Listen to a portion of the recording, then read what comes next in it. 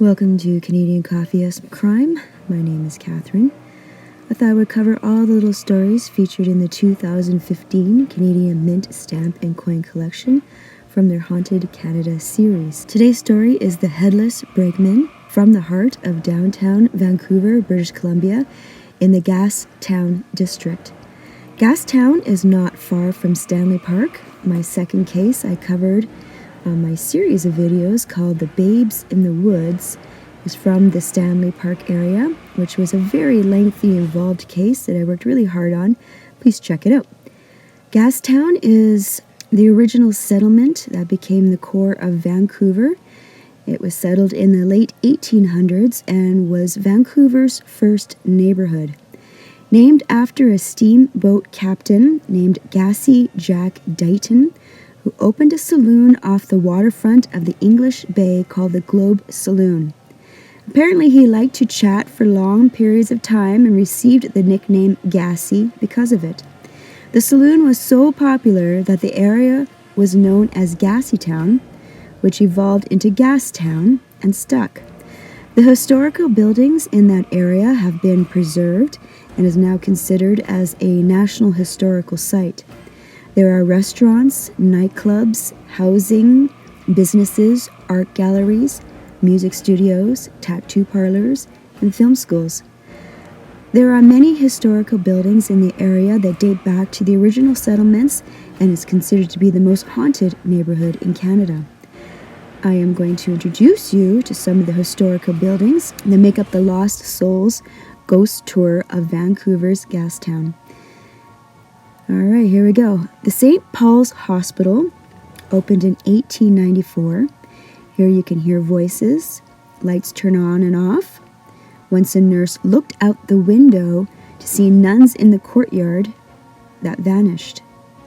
The Dominion Building was the first steel-framed high-rise building constructed in 1910. The building's architect, John S. Hellyer, was killed after tripping down a staircase, even though here in his obituary it states that he passed from a stroke.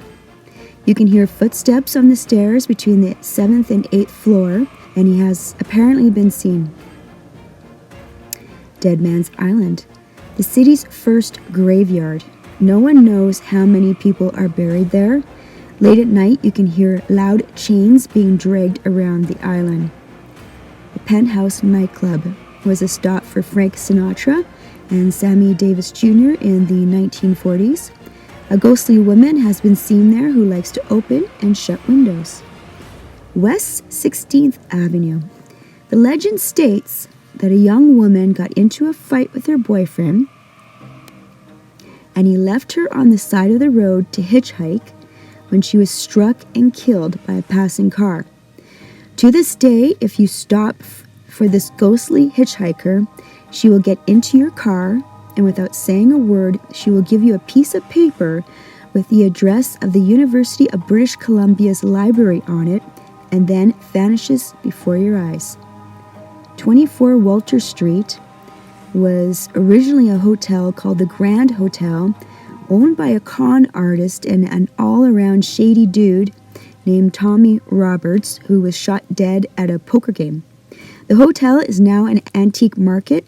The owner walked in one day to see a whole table and chair dining set turned upside down in the center of the room. Vancouver's Public Library. On the 4th floor, you can find a ghostly older man with long gray hair sitting on the floor picking through a pile of books. When he's approached, he will lie on top of the pile of books and melt into the floor. The J.W. Horn Building, which is an antique store, now harbors feelings of being watched in the basement. Shadowy figures can be seen. A man's face in the corner of a room on a picture with an audio recording of a man's voice stating, "It's after me." A woman and the owner of the store opened an antique case which held a necklace. When the case opened, both women felt a gush of cold air. Goler's Mews was the first jail that used to hang people publicly. It was a courthouse and a brothel hotel. It is now a restaurant. Staff have heard their own names being called. A ghostly woman in a black dress can be seen. A man in a bowler hat, who might have been a police officer, can be seen crossing the room and fades into a glass passageway. Footsteps can be heard, creaking noises, phantom sounds of a banging shut of a jail cell door, even though that area is now a bathroom. A worker renovating the building in one of the rooms stepped out of the room for a moment to grab a tool. When he came back to his work area, he was unable to move. The lights were dimmed and all his tools were thrown violently against a wall. Then all of a sudden the lights brightened. The man was then able to move, who ran out of the room and never returned. Yet another haunted hotel of the Fairmont chain, the Fairmont Hotel Vancouver. You can check out the hauntings of the Fairmont Bath Springs Hotel and the haunted Fairmont Chateau Frontenac in my previous stories.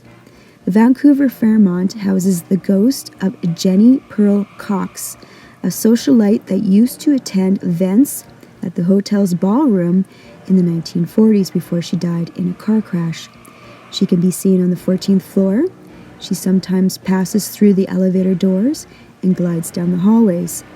A family from Japan saw her in their room and called the front desk if the room was double booked. She is called the Lady in Red, and apparently this is an unphotoshopped picture of her. The hotel made a drink for her of Southern Comfort, Grand Marnier, cranberry juice, and champagne. Sounds tasty. Going to have to try that one. The Hudson's Bay department store has an elevator that doors open on their own and goes up and down on its own. Sounds of squeaking wheels can be heard. Motion detectors and alarm clocks will randomly go off. The Vancouver Art Gallery, used to be a courthouse, has a ghost of an immigration officer who was shot in 1914. His name was William Charles Hopkinson. He was assassinated just before he was scheduled to testify against a murderer. He can be seen, he can be heard saying Charlie, and will move desks. The Orpheus Theater opened in 1927. Today you can see a ball of light by the stage. A man can be seen on stage that might have been a vaudeville performer. There's a female usher that sits in the coat room. An older woman who sits in the upper tier during rehearsals. Once there was a digital recording of a man telling them all to F off. Apparently that man's voice was recognized, as he used to be the manager of the theater. The Old Spaghetti Factory, one of my favorite restaurants. This is creepy. The restaurant is an old trolley car from the British Columbia Railway Corporation, trolley number 53. There are brushes of cold air and icy breezes in people's hair. There is a ghost in a conductor's uniform that paces the car as if he's checking for tickets. Female patrons have stated they have seen a short man behind them in the mirror while they are washing their hands in the bathroom. He has a long beard and is wearing red long johns. In 2012, a woman was cleaning up after the restaurant closed. She saw a young boy running through the restaurant and hid under a table. She ran after him and found the boy, only he had black gaps for eyes and a mouth frozen in a scream. She quit that night. He is such a common sighting that staff is asked to fill out incident reports. A psychic stated his name is Edward, and he came here with one of the wall antiques. And finally, the Waterfront Station. It is one of the most haunted buildings in downtown Vancouver. It was built by the CP Railway in 1915. It is the Pacific terminus for transcontinental trains from Toronto to Montreal. It is a transportation hub that connects the SkyTrain, Seabus, West Coast Express train, city buses, the HeliJet, the helicopter to Victoria. When opened, the west side housed restaurants and a dance hall, and the east side contained full-time residences and lodging for travelers. Today there is one restaurant on the east side, The rest is used for business offices and storage. A waterfront station security guards have witnessed apparitions and poltergeist activities. A 1920s flapper woman was seen dancing alone in a corridor on the west side. The security guard could hear 1920s music, and she was dancing. When the guard approached her, the music stopped and she vanished. One guard in the northwest corner of the building entered an empty old kitchen with only his flashlight. He saw an old, ghostly woman who was glowing white with a mournful look on her face. She reached out to him and he ran out of the room. He started to dream about her and started to see her face in mirrors and windows. He painted her portrait and left it in the kitchen and was never haunted again. Management tried to move the portrait to the Skytrans station, but he started dreaming about her, so he put it back. It is the initiation for guards to go to the kitchen and say hello to her.